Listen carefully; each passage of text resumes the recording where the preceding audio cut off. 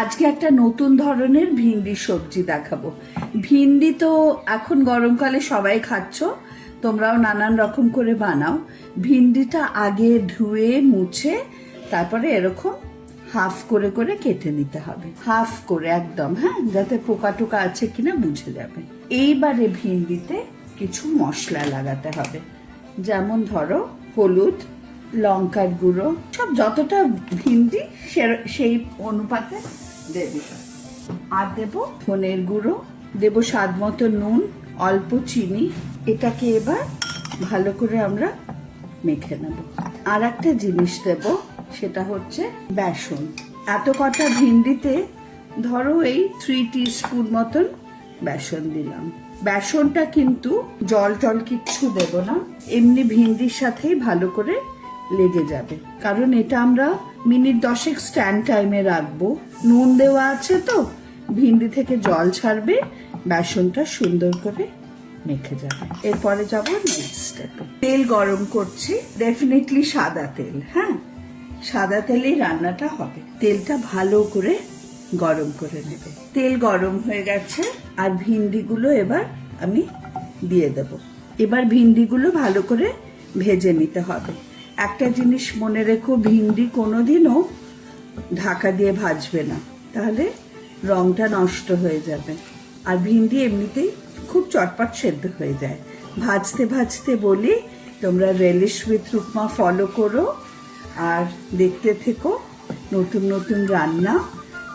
সবজিগুলো ভালো লাগলে সেভ করো, সবজি বা যে কোনো আইটেম সেভ করে রাখলে তোমাদের খুঁজে পেতে সুবিধা হবে, হ্যাঁ। আর ফুল ভিডিওটা দেখবে, স্কিপ করে দেখলে কি হয়, অনেক কিছু মিস করে যাওয়ার একটা চান্স থাকে।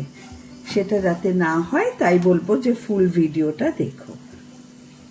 আর ফলো বাটনটা প্রেস করো, তাহলে ফলোয়ার্স বাড়বে। ওকে, কমেন্টে জানিও তোমাদের কেমন লাগলো।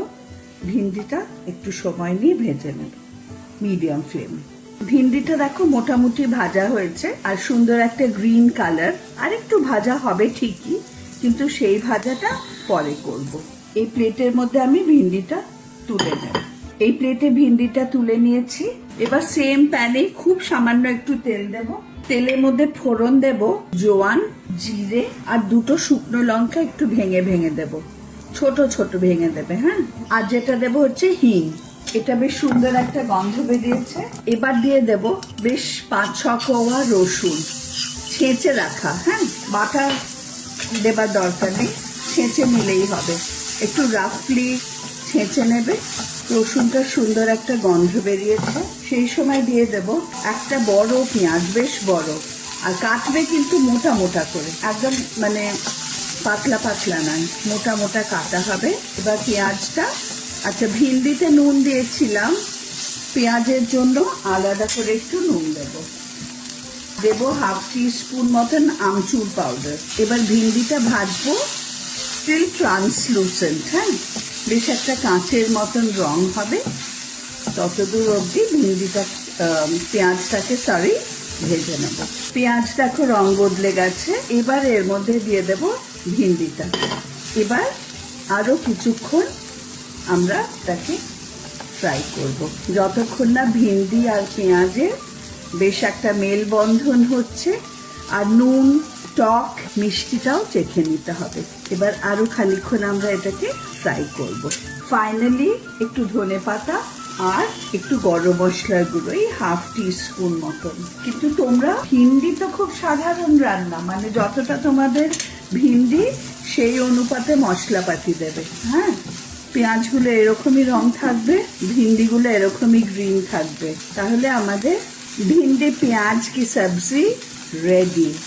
গরম গরম রুটি বানাবে আর খাবে। আমার তো মনে হয় পাতলা মুসুরির ডালের সাথে লেবু চিপে এই ভাজাটা ট্রাই করতে পারো, খারাপ লাগবে বলে মনে হয় না। ব্যাস, রান্না শেষ।